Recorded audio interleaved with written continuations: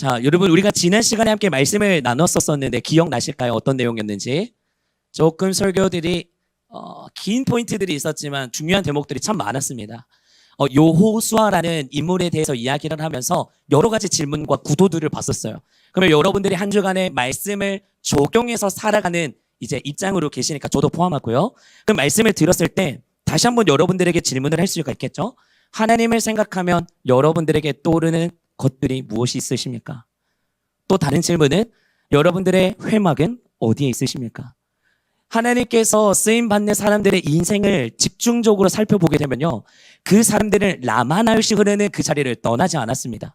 라마나요스는 성령의 기름이 부어지는 자리를 의미하는데 저도 요수아의 말씀을 보면서 많은 도전을 받았다고 했던 그 요수아는 모세가 어디든 다니든 그 발걸음에 총총총총 따라다니면서 떠나질 않았습니다. 말씀의 기록을 살펴보니까 하나님이 임재하시는 그 회막 가운데도 요수아는 떠나지 아니하더라 라고 이야기합니다. 그러니 자연스럽게 요수아는 하나님 앞에 시선을 맞추고 있는 거 맞아. 그럼 하나님께서도 동일하게 이 다음에 내가 쓰고자 하는 그 리더자는 누가 있을 것이냐라고 말하는 그 대목 가운데 이미 요수아라는 사람에게 집중의 포커스가 맞춰질 수밖에 없다는 거. 그렇기 때문에 우리는 회막을 떠나지 않는 삶의 주인공이 되어야 하고, 또 여러분들이 회막에 섬김의 자리가 있다는 것이 놀라운 축복의 대로다. 여러분들이 섬기는 그 자리 때문에 어쨌거나 내가 오늘 컨디션이 안 좋던, 영적 상태가 엉망이던, 시험 기간이 되었던 하나님의 대면을 하고자 그 직업을 섬기고자 교회에 나간다는 거예요. 말씀 자리에 거한다는 겁니다. 그 회막의 은혜로서의 여러분들이 요수와 같이 한 번 더 하나님의 얼굴을 뵙게 되고 하나님의 쓰여지는 그 인생의 역전의 주인공 자리에 쓰여지게 된다라는 것을 여러분들에게 말씀드린 바가 있습니다. 그래서 우리는 임마누엘의 지수를 높여야 한다.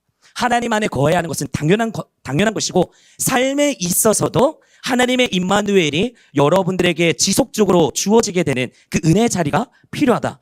그것으로 따지게 되면 말씀의 자리, 큐티의 자리, 여러분들의 기도의 골방의 자리, 이런 것들이 여러분들에서 절대적으로 떠나가서는 안 됩니다. 이게 사라지는 순간 여러분들에게 공급되어지는 성령의 은혜도 멈춰지기 때문에 여러분들이 스스로를 판단할 수가 있어요. 여러분들이 지금 드려지는 예배, 지난주에 드려졌던 예배, 평상시에 드려지는 예배 시간에 내 모습, 내가 집중도, 오늘 말씀에 여러분들의 포커스를 딱 보면 내가 지금 하나님의 대면의 길이 열려 있는지, 하나님의 음성이 들려지는지, 기도의 줄이 타고 있는지, 말씀의 목표를 두고 언약의 말씀을 붙잡고 지난주의 말씀과 같이 내가 요수아처럼 믿음으로 선포하며 살아가고 있는 것인지, 그것을 여러분들의 말씀의 기준점에 계속 잣대를 달고, 안 되는 것은 하나님 앞에 무릎 꿇고 기도하면서 얻어내고 하나님 앞에 더 집중적으로 나아가야 하는 몸부림치는 삶을 피해갈 수는 없습니다. 그런 자야지만 하나님 앞에 역전의 주인공이 되어서 쓰임받게 된다는 거. 그냥 가만히 있으면 여러분 세상도 똑같죠. 내가 공부해야 함에도 불구하고 공부를 안 한다. 그럼 시험 성적이 엉망이 되는 것처럼 하나님의 원리도 똑같습니다. 심는 대로 거둔다라고 말씀하셨습니다. 영적 원리 가운데 여러분 날마다 욕심을 내시고 전투적인 마음을 가지고 하나님 앞에 쏟아 부으십시오. 하나님 앞에 계속 심는 겁니다. 그래야 여러분들이 20, 30대 넘어가서의 정말 하나님의 은혜가 전적으로 필요할 때 역사의 은혜 보따리들이 열려지게 됩니다. 이거 잊지 마시고 꼭 여러분들의 삶의 힘의 원천으로, 작용점으로 지내셨으면 좋겠습니다. 자, 오늘 말씀을 살펴보시게 되면 데살로니가 전서의 말씀을 살펴보게 됩니다. 우리가 말씀으로 나아가기 앞서서 늘 우리가 붙잡게 되는 것들, 세상에서 이야기하는 것, 세상은 우리에게 날마다 무언가를 쌓고 살아가야 한다라고 말하는데 그 쌓아야 하는 것들이 어떤 것이 있다고 했죠? 한 단어로 쉽게 말하면 스펙. 늘 세상은 우리에게 야, 너 좋은 학교, 높은 학점, 자격증, 영어 점수, 마치 이런 것들이 내 삶에 당연하게 인생을 결정해 줄 것처럼 마냥 이야기를 하며 때로는 찍어 누르고 강조하며 인생의 이 울타리에서 벗어나지 못하도록 만드는 것이 바로 오늘날의 우리의 스펙이 되고 있다라고 이야기를 드렸었습니다. 자, 그런데 오늘은 제가 여러분들에게 감히 이렇게 한번 말씀을 드리고 싶습니다. 여러분들의 삶의 진짜 스펙은요, 앞서 말했던 세상 가운데 쌓아야 하는, 물론 중요합니다. 근데 이 스펙을 말하는 것이 아니라 오늘 말씀의 잣대를 가지고 보게 되면 어떤 것을 말하냐? 오늘 진짜 우리의 스펙이 되는 진정한 능력과 힘은 오늘날 내가 맺고 나아가게 되는 관계 안에 있다라는 것을 데살로니가 전서에서 우리에게 이야기하고 있습니다. 자, 그러면 그 관계에 대해서 왜일까? 왜 그렇게 이야기하는 것일까를 먼저 짧게 보게 되면요, 우리가 살아가는 이유, 또 우리가 느끼는 궁극적인 뭐 행복이라든지 의미라든지 만족은요, 결국 어디에서 형성이 되냐? 관계 안에서 형성됩니다. 다른 거에 뭔가를 쟁취하기 앞서서 그 쟁취하기 앞서의 뭔가의 관계 구도에 들어가야지만 형성처럼 우리가 달려나갈 수 있는 것처럼 오늘 우리에게 진정한 행복, 의미, 만족을 말하는 것은 딱 두 가지예요. 하나님의 관계 안에서, 두 번째로는 인간 관계 안에서의 그 그릇이 담겨져 있다라고 이야기를 하고 있습니다. 자, 그런데 말입니다. 이 귀한 관계를 맺으려고 할 때마다 관계가 우리에게 능력이 된다고 했으니까, 그럼 우리는 오늘 하나님, 나에게도 진정한 하나님, 사람을 살리고 키우고 세우는 그런 생명의 관계가 맺혀지기를 원합니다. 우리가 이렇게 선포하며 기도하게 될 것입니다, 이따가. 자, 그런데 우리가 이런 생각과 마음을 가지더라도 계속해서 관계를 맺지 못하도록 발목을 붙잡는 것들이 있다라고 성경에 기록되고 있습니다. 그 문제점이 오늘 우리에게 뭐라고 등장하게 되냐? 연약함이라고 이야기를 해요. 세상 가운데 우리를 붙잡게 되는 현실적인 연약함이 우리 모두에게 들어져 있다. 거기 안에 거주하고 있다. 그렇다면 오늘 이 관계를 가로막는 우리의 연약함을 말씀에 빗대어서 어떻게 해결하고 승리의 대가로 우리가 나아갈 수 있게 될 것인가? 그것을 오늘 함께 살펴보고자 합니다. 자, 우리는 인생을 살아가다 보면 모든 사람들이요, 다 좋은 사람이 되기를 원합니다. 여기서 나는 나쁜 아이콘이 되겠습니다 라고 생각하는 사람 없으신 것처럼 다 좋은 사람이 되고 싶어요. 내가 사랑이 많고 도와주는 정말 멋진 사람이 되고 싶고 귀 여겨지고 싶은 마음은 모든 인간 마음 가운데 가득합니다. 자, 그런데 현실 가운데 막상 부딪히게 되면 어떻게 되냐? 여기에서 우리의 연약함이 발동되어진다는 거예요. 내 머리로는 진리의 길과 정직함과 우리가 어떤 구도로 나아가는지는 알지만 내 안에 있는 연약함이 어떤 구도로 나를 괴롭히느냐, 세 가지로 나뉘어서 살펴볼 수 있습니다. 자, 첫 번째, 어떤 반응이냐? 너무 피곤해요. 내 몸 하나 건사하기도 버거운데 옆 사람의 힘듦을 헤아릴 여력조차는 나에게 없습니다. 이것이 어떤 적으로 우리에게 말하고 있냐? 육신적인 연약함에 먼저 이야기를 합니다. 그리고 두 번째, 내 문제가 가장 크게 보여지는 거예요. 내 취업, 내 학점, 내 고민에 있어서 갇히게 되어버리니까 다른 사람이 어떻게 살아가든지 말든지 그 시선 안에 들어올 수가 없는 거예요. 내 시선 가운데, 내 마음 가운데 그런 여력이 없다라는 것입니다. 이게 어떤 연약함이냐? 우리에게 많이 드러나는 자기 중심적인 연약함입니다. 그리고 세 번째로는 쉽게 판단하는 우리의 삶이 되어버렸습니다. 우리가 어떤 판단을 하냐? 쟤는 저래서 안 되고 얘는 이래서 안 되고 저 공동체는, 저 팀은, 저 그룹은 저래서 안 된다라는 이야기를 너무나 쉽게 판단하고 정죄해버리는 도덕적인 연약함까지 우리에게 있다라는 것. 이 세 가지가 오늘날 우리의 발목을 잡기 때문에 하나님의 원천인 관계 안에서 힘과 능력을 발휘할 수가 없다라는 것을 이야기하고 있습니다. 자, 이런 연약함 때문에 우리는요, 자꾸 혼자서 벽을 쌓게 됩니다. 세상에 울타리 치고 교회 안에서도 울타리를 치고 관계 안에서도 울타리를 치게 되니까 혼자 있고 싶어지기만 되고 관계를 내려놓고 포기하는 인생으로 자리를 잡게 됩니다. 자, 그런데 여러분, 우리 예수님께서는요, 이런 연약한 우리를 포기한다라고 말씀하십니까? 포기하지 않는다라고 말씀하십니까? 예수님은 우리의 인생에 있어서 단 한 번도 내가 너를 포기한 적이 없다라고 말씀하셨다라는 바 우리는 너무나 잘 알고 있어요. 예수님은 우리를 하나 되는 것을 원하시고 공동체를 사랑하셨고 교회에 모이기를 힘써라라고 내 혼자의 연약함을 두고 어려움이 있는 걸 미리 아시기 때문에 너희들은 날마다 깨어있어 모이기에 힘써라. 그곳 가운데 너희들이 이겨낼 수 있다라는 것을 우리에게 날마다 이야기를 하셨어요. 예수님은 우리를 그렇게 포기하지 않으셨다는 것입니다. 하나님이신 그분이요, 부족하고 죄 많은 우리와 영원한 관계를 맺기 위해서 이 땅의 독생자 예수 하나밖에 없는 그 아들, 인간의 육신으로 이 땅에 오시게 되었던 것. 그 사건을 우리는 십자가라고 이야기를 하는데 그 십자가를 바라볼 때마다 관계의 황금률, 이거 꼭 기억해 두세요. 십자가가 바로 오늘 우리에게 어떤 증거가 되냐? 관계의 황금률로 몸소 실천해 주셔서 회복과 능력을 일으키게 되는 표대가 되어 주셨다라고 우리에게 말씀하고 계십니다. 자, 그렇다면은 우리가 오늘날 삶을 살아가면서 나아가게 될 때는 주님의 마음을 품는 것은 당연히 기본 베이스로 깔립니다. 우리의 연약함 속에서도 주님의 사랑을 누릴 필요가 있습니다. 또 이웃과의 관계를 거룩하게 이제는 만들어 가야 하는 우리의 사명도 있어요. 예수님은 우리를 그냥 너 혼자 있는 인생대로 내버려 두지 않았다라고 말씀을 드렸잖아요. 그렇기 때문에 우리는 주님의 사랑의 마음을 품고 이웃과의 관계를 거룩하게 만들어 가야 하는 사명이 있어요. 왜? 그래 해야지만 관계 안에서 나에게 능력이 생기게 됩니다. 힘이 생기게 되고 사랑이 올라오고 위로가 올라오게 되고 회복이 일어나게 되기 때문에. 그래서 우리는 그렇게 살아가야 한다라고 이야기하는데 오늘 본문 데살로니가전서 5장 12절에서 15절까지의 말씀을 보시게 되면요. 종말의 때를 깨어 기다리는 우리가 이 공동체 안에서 어떻게 관계를 맺어야 하는지를 구체적으로 살펴볼 수 있는 관계 가이드라인을 제시해주고 있습니다. 자, 그렇다면 관계의 황금률, 이 거룩한 공동체를 세우기 위한 세 가지의 원칙, 오늘 이게 핵심입니다. 세 가지를 살펴보기를 원하는데, 자, 첫 번째입니다. 첫 번째에서 말씀 가운데 뭐라 이야기하시냐? 지도자를 향한 마음을 알아줘라. 그리고 가장 귀히 여겨라라고 하나님이 명령으로 우리에게 이야기하십니다. 말씀 한번 보기를 원합니다. 12절에서 우리 13절의 말씀 함께 읽어보도록 하겠습니다. 시작.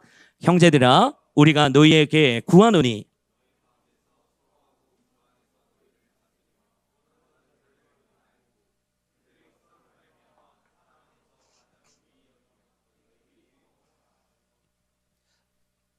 13절까지였나요? 네, 감사합니다. 자, 다시 한번 말씀 보겠습니다. 형제들아, 우리가 너희에게 구하노니 너희 가운데서 수고하고 주 안에서 너희를 다스리며 권하는 자들을 너희가 알고 그들의 역사로 말미암아 사랑 안에서 가장 귀히 여기며라고 이야기하는데, 공동체가 건강하려면 오늘 말씀의 포커스는 리더십이 서야 한다. 리더자가 살아야 한다라고 이야기를 먼저 하십니다. 첫 번째 대목이에요. 바울은 리더자들을 향해서 두 가지의 태도를 요청하는 장면을 보이는데, 방금 제가 읽었던 너희를 다스리며 권하는 자들, 누구입니까? 리더자들이죠. 앞서서 일하며 나아가는 대장을 말하는 겁니다. 그런 자들을 우리가 알 필요가 있다. 알고 알아라 라고 이야기하십니다. 자, 그러면 여기에서 알라는요, 그냥 저 사람이 리더구나 라는 지식에서 그치는 것이 아닙니다. 그들이 여러분들을 위해서 뭐 합니까? 리더들이 여러분들을 위해서 밤낮 수고하면서 영적인 권면, 즉 다스림을 하느라 겪게 되는 그들의 노고와 희생을 진심으로 너희들이 알아줘야 할 필요가 있다라는 것입니다. 여러분, 리더자는요, 그 공동체, 그 셀, 아니면 그 교구, 아니면 그 속해져 있는 부서, 그 대표자들을 살리기 위해서 날마다 혼자 외로운 길을 걸을 수밖에 없어요. 흔들릴 수밖에 없는 환경이나 과정들이 참 많이 오고요. 내 안의 외로움, 힘듦, 낙담함 이런 것들이 날마다 찾아올 수밖에 없습니다. 그럴 때마다 리더자들은 저 포함이고요. 예를 들어서 대학부에 뭔가를 하려면 기도로 준비합니다. 말씀으로 준비해요. 많은 아이디어들을 먼저 물어보고 이렇게 해야겠구나 하고 옵니다. 그럼 이 이야기를 꺼냈어요. 그런데 밑에 있는 다른 지체들이 여러분들의 셀을 생각했을 때, 내가 기도하고 정말 이렇게 했을 때 우리의 셀이 살아나기를 원하는 마음에 뭔가를 진행하려고 이야기를 던졌는데, 옆에 있는 지체가 그것밖에 안 돼요. 생각한 게 그거 될 것 같으세요? 작년에 해봤는데 안 된 거잖아요. 2년 전에 해봤는데 안 된 거잖아요. 뭐 했는데 안 된 거잖아요. 그렇게만 이야기하고 있다면 여러분 어떻게 될까요? 리더자는요, 죽을 수밖에 없습니다. 공동체를 이끌어가는 것은 리더자가 맞지만 그 공동체를 살려서 영적 파워로 밀고 나가는 것은 밑에 있는 수하들의 역할들입니다. 여러분들이 필드 위에 같이 싸워주면서 같이 나가야 하는데, 여러분들이 리더자를 알아주지 못하고 그들의 편갈라치게 하면서 그들을 배반한다든지 등에 가루 꼽는다든지 이해 못하는 상황의 구도로 가게 된다면 지금에 말하고 있는 그 리더십은 죽을 수밖에 없다. 그럼 여러분들의 리더자들이 죽는 순간 셀은 죽습니다. 무조건 죽을 수밖에 없습니다. 뭐 찬양의 팀장이 기도 안 하고 아무것도 안 하는 상태에서 매번 그냥 와서 말만 한다? 죽습니다. 찬양 인도하는 사람이 준비 안 한 상태에서 찬양 인도를 한다? 죽습니다. 기도 인도해야 하는 사람이 왔는데 기도로 준비 못하신 상태에서 그냥 내 입에 깔려진 말로 한다? 죽습니다. 영적인 원리에서 리더십이 죽는 것은 다 죽습니다. 하나님이 사용하실 리더자들은 다 준비했어요. 하나님이 당장 그 사람을 자자하고 사용하시지 않으셨습니다. 미리 그 리더자들에게 먹일 양분을 허락하셨고 입히셨고 인도하셨고 간증과 여러 가지 구도들을 하나님이 필드 위에 세우시면서 단련시켜 놓으셨는 분들이 리더자들인 거예요. 여러분들이 눈에 보일 때는 그 리더자가 연약하고 부족하고 너무나 안 좋게 보여지는 모습이 있을 수 있을지라도, 여러분들이 공동체를 생각했을 때는 그 리더자를 섬겨주고 받들어주며 순종의 아이콘으로 나아가야 한다는 것. 오늘 그것이 관계의 황금률 중에 첫 번째 대목, 거룩한 공동체를 이룰 수 있는 비결이다 라고 이야기합니다. 근데 거기에서 하나님이 그치지 않아요. 알라라고 하고 난 다음에 이것은 이해하고 노력하라는 의미도 포함되지만 그 뒤에 뭐라 말하냐? 그들의 역사로 말미암아 사랑 안에서 가장 귀히 여겨라라고 이야기를 합니다. 가장 귀히 여겨라. 이 귀히 여김은요, 그들의 조건 때문임이 아님을 기억하십시오. 주님 안에서 행하는 그들의 사역 때문에, 그리고 그들이 여러분들을 사랑하는 그 마음 때문에 귀하게 여겨줘야 한다. 리더자들의 마음은요, 정말로 작은 예수가 되어서 그 한 사람 한 사람을 살리기 원하는 마음으로 기도하고 품습니다. 그러면 그 마음이 누구의 마음이냐? 나의 인간의 마음이 아니라 내 안에 역사하시는 성령님이 불어넣어 주시는 하나님의 마음입니다. 근데 거기에 있어서 가장 귀히 여기지 않는다면 내가 하나님의 마음을 짓밟고 있는 거와 동일하다라고 표현할 수 있다는 것입니다. 여러분, 우리는 나이가 먹으면 먹을수록 판단합니다. 쉽게 정죄합니다. 그리고 내가 겪어왔던 데이터들로 그것을 결과를 값을 매겨버립니다. 그렇게 되는 순간 발전이 없고요, 공동체가 하나 되지 못하고요, 살아 숨쉴 수가 없습니다. 이제 곧 다가오는 26년도에 여러분들의 새로 배정되는 임원, 셀 리더, 찬양팀 다 개편이 있을 겁니다. 거기 안에서 제가 지난주에도 말씀드렸죠. 누가 대표자로 섬기게 될지는 아무도 모른다.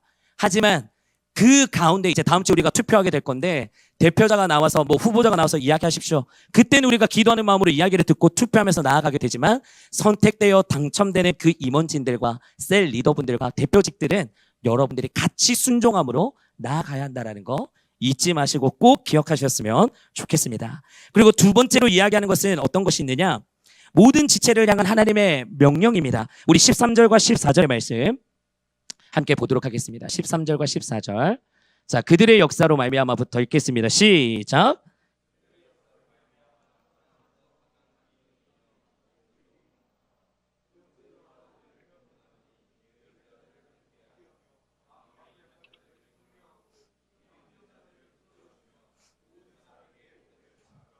아멘. 자, 우리 청년 공동체 안에는요, 정말 많은 지체들이 존재합니다. 신비로운 친구도 있고, 정직한 친구가 있고, 거짓되는 친구가 있고, 정말 똑똑한 친구가 있고, 정말 색다른 사람들이 모여져 있는 공동체입니다. 자, 그런데 바울은요, 이 다양한 지체들과 화목하라라고 명령하면서 구체적인 4가지의 우리에게 실천 지침을 주고 있습니다. 자, 첫 번째 어떤 것이냐? 규모 없는 자들을 어떻게 해라?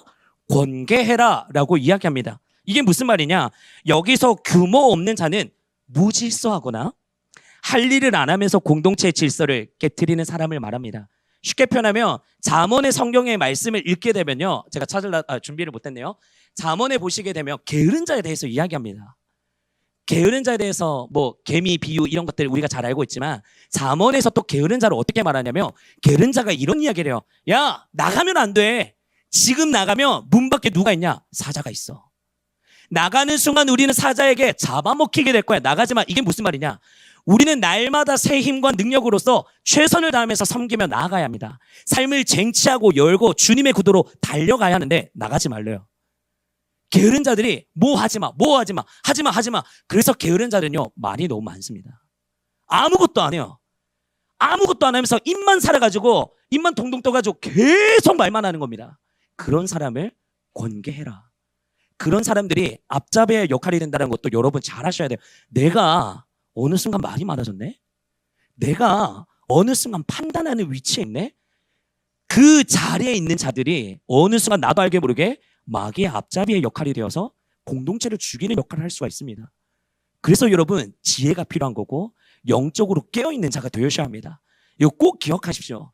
거짓 증인을 하는 사람들은 입만 살아 숨쉽니다. 그리고 일은 하나도 진행이 되지 않는다는 거 꼭 기억하시고, 그래서 그들에게 바울이 뭐라고 말합니까? 그들을 질타듯이 이야기하는 게 아니라 사랑으로 지혜롭게 충고하면서 바로 잡아줄 수 있는 그런 구도로 가는 것이 진정으로 살아나는 관계가 될 수 있는 것이다. 사도 바울이 그렇게 이야기를 하고 있습니다. 여러분, 이런 대목들을 잘 기억하시고 여러분들이 앞으로 속해져 가야 할 셀, 부서, 어디든 여러분들이 깨어있는 자가 되어서 그 위치에 있는 모든 공동체들을 살리는 역할이 되셨으면 좋겠습니다. 그 다음에 첫 번째는 규모 없는 자들을 권계해야 하고, 두 번째, 마음이 약한 자들을 안위하라라고 이야기합니다. 많은 지체들이 있다라고 말씀드렸어요. 그러면 그 많은 케이스들 중에 쉽게 시험에 드는 자들이 있습니다. 또 상처를 너무나 잘 받고 금방이나 그냥 말 한마디에 낙심해버리는 지체들이 있습니다. 자, 이런 친구들에게는 어떻게 표현하냐? 야, 쟤 또 삐졌다. 아, 쟤 미치겠다. 쟤만 오면 너무 힘들어. 이렇게 이야기하는 것이 아니라 비난이 아닌 뭐, 야, 너 좀 강해져야 돼. 정신 차려야 돼. 그런 말이 아니라 따뜻한 위로와 격려, 즉 안위가 필요하다. 이 격려와 안위가 말하는 것은 무엇이냐? 그들의 연약함을 품고 안아주고 사랑해줘라라는 말입니다. 여러분, 우리는 이미 알아요. 그냥 저 사람을 보면 저 사람이 대충 어떤 사람이고 어떤 뉘앙스고 어떤 영향이고 뭐 그런 특징들이 있는 걸 압니다. 근데 그런 특징이 있는 걸 안다고 해서 색안경으로 미리 무시하고 멀리하는 것이 아니라 그들이 그렇게 한다 할지라도 예를 들어서 주영이가 저에게 맨날 사랑한다는 좋은 말이고 뭐 무튼 그런 말을 한다 할지라도 그래 나도 너 사랑해. 너 연약한 거 내가 알고 있어. 아 그런 일이 있었어? 너 많이 속상했겠다. 아 그런 한마디 때문에 어려웠었어? 하나님이 계시잖아. 내가 너에게 편이 되어줄 거니까 괜찮아 공동체로 들어와. 우리가 살아 숨 쉬어야지. 이런 지혜가 필요하다라는 거. 그 다음에 세 번째는 힘이 없는 자들을 붙들어주라 라고 이야기합니다. 여기에도 이 3번도 중요합니다. 힘이 없는 자들을 붙들어주라는 것은 영적으로 육적으로 지치고 넘어질 위기에 있는 친구들을 붙들어 일으켜 세우는 섬김의 행동을 말하고 있습니다. 이것은 어떤 의미냐? 여러분 우리 대학부를 비유로 들겠습니다. 예를 들어서 친한 멤버들이 있어요. 제가 끼리끼리 다니지 맙시다 늘 많이 말했죠. 이렇게 있으면 오늘 만약에 뭐 전도신방이 있거나 뭐가 있거나 아니면 연습이 있거나 했어요. 새신자나 오랜만에 왔는 사람이 있습니다. 근데 밥을 먹으러 가는 자리가 열렸어요. 그럼 어떻게 해야 돼요? 당연히 가지 않더라도 같이 밥 먹으러 갈래? 우리 지금 가려 하는데 시간 괜찮아? 그게 예의잖아요, 여러분. 근데 이것이 안 된다라는 거예요. 여기서 말하는 것은 힘없는 자들, 진짜 힘이 없는 게 아니에요. 그들에게 관심이 필요한 사람, 성격으로 말을 못 붙이고 있는 사람 다 포함되는 사람인데 그 사람들을 위해서 같이 땀 흘려줘라.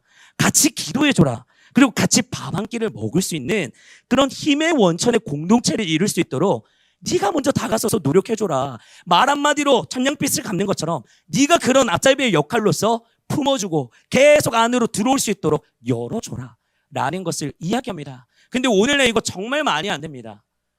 마음 맞는 사람들만 일하려 하는 구도들이 너무나 많이 보여요. 편한 사람들끼리만 뭔가 하려 하는 구도들이 너무 많이 보입니다. 셀끼리 모여서 뭘 한다? 좋아요. 셀들끼리 살아나는 거 다 좋아요. 그런데 여러분들이 그토록 많이 말했던 AS 만들어주세요. AS 만들어주세요.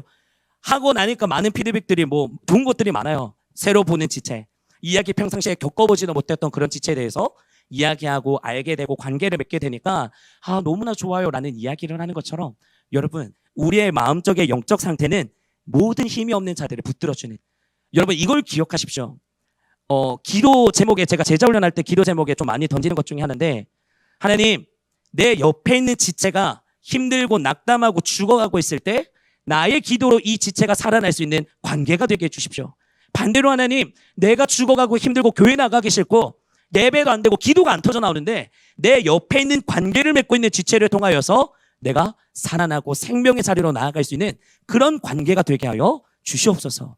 그 기도를 많이 하십시다라고 이야기한 바가 있었습니다. 여러분 이 구도 꼭 잊지 마시고 여러분들이 함께 살릴 수 있는 역할이 되시기를 축복하고 마지막 네 번째 모든 사람에게 오래 참으라라고 이야기를 하십니다. 우리는 많고 많은 사람들을 대하다 보면은 인격이 바닥칠 때가 있습니다. 다들 경험해 보셔서 알 겁니다. 맨날 전화 와서 이래요. 맨날 똑같은 주제로 이렇습니다. 저렇습니다. 같은 문제로 이야기를 해서 2시간, 3시간 막 이렇게 하면 괜찮아질 거야 이야기했는데 그 다음날 또 똑같은 문제로 이야기를 한다든지. 여러분 우리의 인내는요 한계가 있어요.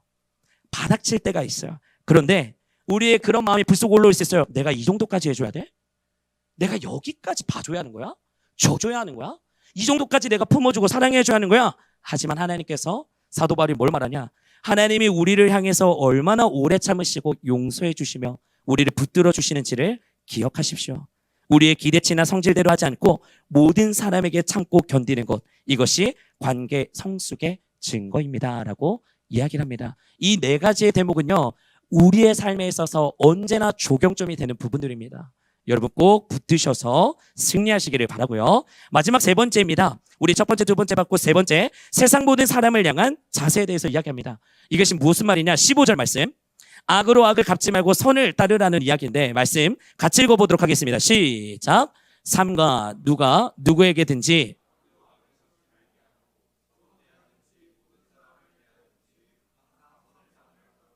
아멘. 이 말씀은 우리가 교회 안에서뿐만이 아니라 세상 모든 사람을 대하는 관계의 최종 목표에 대해서 이야기를 하고 있습니다. 세상은요, 우리에게 늘 원칙적으로 말하는 것은 복수라고 이야기합니다. 세상은 우리가 한 대 맞았어? 야, 너 2대 갈겨버려. 너 4대 맞았니? 8배로 때려줘서라도 갚아버려. 라는 복수에 대해서 이야기를 합니다. 그런데 오늘 우리 하나님께서는 뭘 말하냐? 야, 너가 복수에 복수를 하면 피바람이 끊어지지가 않게 돼. 누군가가 내가 복수하기 위해서 제가 복수를 했습니다. 너무나 기가 막히게, 예를 들어서 지우를 사랑하지만 지우가 얄미워 보여. 내가 복수를 해버렸어. 근데 지우도 목사님 안 되겠네 하고 더 큰 복수를 저한테 줬습니다. 그럼 이 복수가 끊어지지가 않는 거야. 근데 이게 어디까지가 되냐? 내 가족과 2대, 3대까지의 저주의 씨앗이 멈춰지지 않는다라고 말합니다. 그 비린내 진동하는 너의 그 저주의 늪이 끊어지지 않으려면 계속 반복해서 해. 너 계속해서 그런 삶을 원하면은 복수의 아이콘으로 살아가라고 이야기하지만 하나님은 절대적으로 복수하지 말고 온전히 악을 악으로 갚지 말며 항상 선을 따르면서 그 모든 표대에 있어서 너가 축복의 아이콘으로 내가 남기를 원한다. 그 나머지 일은 하나님께서 문제를 해결해 주신다라고 이야기하고 있습니다. 여러분, 이 오늘 3가지, 우리 찬양팀 이제 올라와 주실까요? 제가 크게 3가지를 말씀드렸어요. 관계의 황금률에 있어서 지도자를 향한 마음을 알아주고 가장 귀히 여기는 것. 2번째는 모든 지체를 향한 명령이 있었던 거, 화목하고 오래 참아라. 그리고 마지막 3번째는요, 세상 모든 사람을 향한 그 자세. 너희는 악을 악으로 갚지 말아라. 선을 따라가는 인생이 되어라. 라는 것에 대해서 우리가 오늘 살펴보게 되었습니다. 어떻게 보면은 쉬운 것 같으면서도 쉽지 않는 신앙의 길입니다. 결국은 우리가 죽어줘야 하고 맞아줘야 하고 또 우리가 먼저 입혀줘야 하고 품어줘야 하고 눈물을 흘려줘야 하고 감싸줘야 하는 그런 모든 부분들이 우리가 먼저 시작돼야 합니다. 여러분, 이 관계는요, 절대적으로 포기할 수 없는 우리의 사명인 줄로 믿습니다. 우리의 연약함 때문에, 지체의 연약함 때문에 여러분 스스로가 관계를 끊는 어리석은 선택을 하지 마시길 바랍니다. 하나님은 그 구도가 여러분들 눈에는 축복이 되었던 저주같이 힘든 그런 관계가 되어 있는 것처럼 보인다 할지라도 하나님은 그 안에서도 역사하시며 하나님이 원하시는 구도 가운데 또 여러분들을 단련시키시고 누구보다도 위로하시며 여러분들을 쓰고자 하시는 하나님이 옆에 존재하고 계신다. 여러분, 이 사실을 믿으십니까? 우리는 홀로 설 수 없는 자들임을 기억하시길 바랍니다. 옆에 있는 지체들이 필요합니다. 옆에 있는 셀 공동체가 필요합니다. 여러분들의 혼자 스스로의 신앙은 절대적으로 나아갈 수가 없습니다. 그래서 우리가 이제 얼마 남지 않은 행축 기간 가운데도 여러분, 많은 영혼들을 위해서 기도하고 있는 이유, 또 여러분들이 내년도 임원을 뽑기 위해서 함께 기도하고 있는 이유, 내 혼자서 할 수 없고 공동체로서 더욱더 하나님의 영광을 드러내며 쓰임 받을 수 있기 때문에 여러분, 함께 우리가 찬양하면서 기도하셨으면 좋겠는데, 오늘은 동일한 마음으로 함께 찬양했으면 좋겠습니다. 하나님, 나만 잘 먹고 잘 살며 기도도 열심히 하고 말씀의 순종의 아이콘이 되었다라고 만족해하는 나의 삶이 되는 것이 아니라, 하나님, 내가 교회 왔더니 옆에 있는 친구를 볼 때 나도 같이 눈물을 흘릴 수 있는 하나님의 긍휼의 마음을 허락하여 주시옵소서. 하나님, 나만 시험의 성적에 잘 됐다고 기뻐하며 박수치고 있는 것이 아니라 시험에 떨어져서 힘겨워하며 눈물 흘리고 있는 그 지체에게 먼저 찾아가 안아줄 수 있는 하나님의 마음을 품을 수 있게 하여 주시옵소서. 그렇게 될 때 여러분들의 마음밭은 이미 천국을 향해 나아가고 있을 것입니다.